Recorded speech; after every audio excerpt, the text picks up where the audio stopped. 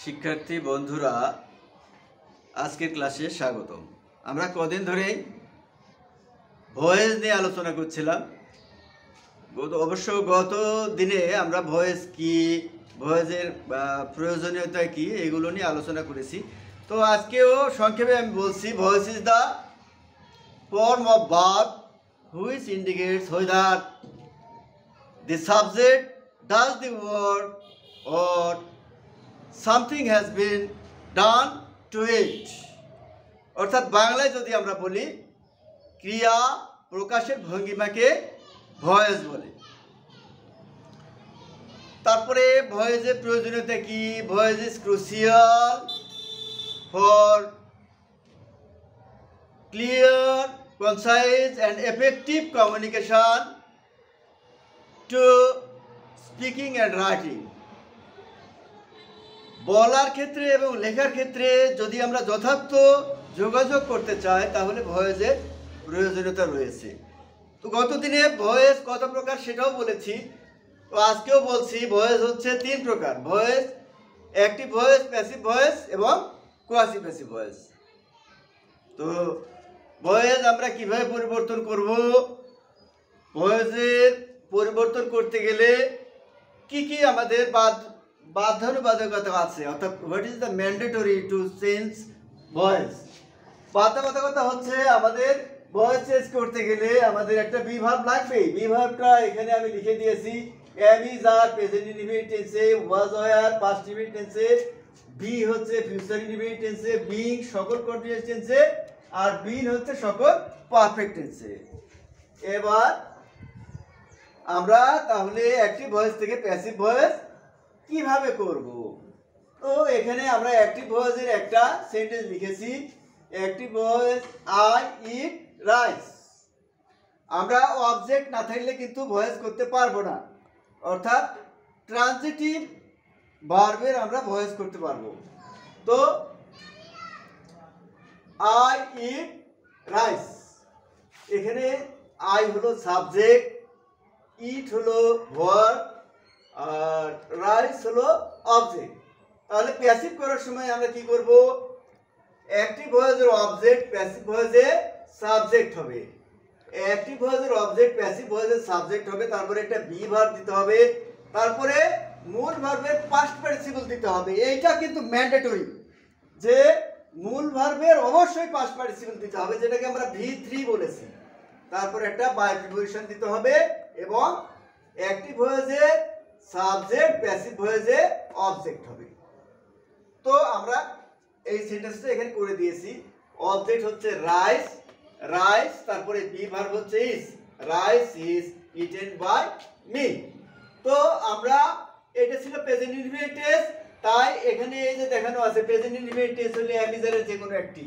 তাহলে কি present indefinite tense, তাই এখানে rice is eaten by me.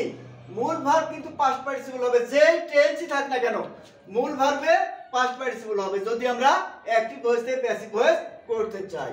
তাহলে এখানে কি আছে? He is singing a song. তাহলে এটা কোন টেন্সে আছে? Present continuous. তাহলে এ সং ইজ, আমরা কি জানি সকল কন্টিনিউয়াস টেন্সে বিং যোগ করব। ইজ বিং, মূল verb past participle, sung by him. এবারে এটা আছে প্রেজেন্ট পারফেক্ট টেন্সে, he has done the work. তাহলে কি করব? দি ওয়ার্ক, দি ওয়ার্ক, এখানে হ্যাজ আছে, আমার কি সকল পারফেক্ট টেন্সে কি যোগ করব? বিন, বিন যোগ করলাম। He has been, the work has been, মূল ভার্ব পাস্ট পার্টিসিপল এখানে দেয়া আছে ডান বাই হিম।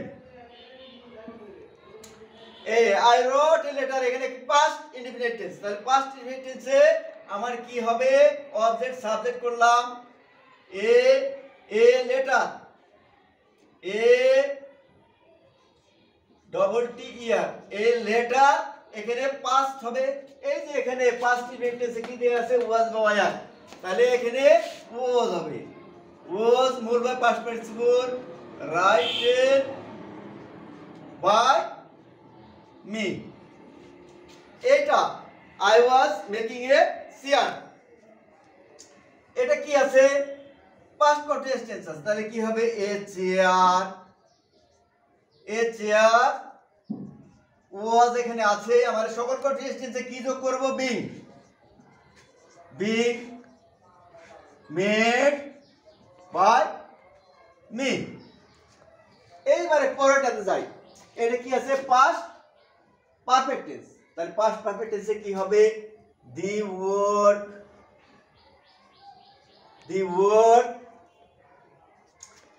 ওয়ার্ড এখানে আমার কি আছে? হ্যাড।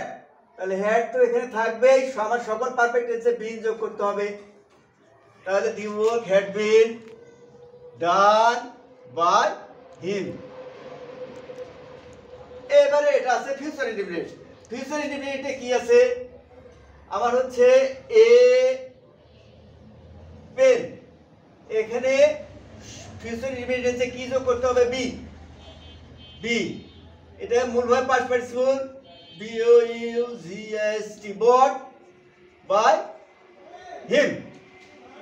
এবার হচ্ছে future continuous tense. Future continuous টেন্সে অবজেক্ট কি আছে? ফুটবল। এখানে উইল আমার আছে, বি আছে, তাহলে কন্টিনিউয়াস টেন্সে কি যোগ করতে হবে?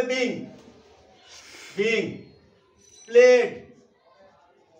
Played by them. আচ্ছা, ধন্যবাদ বন্ধুরা। আগামী ক্লাসে আবার কথা হবে। ভালো থাকবেন সবাই।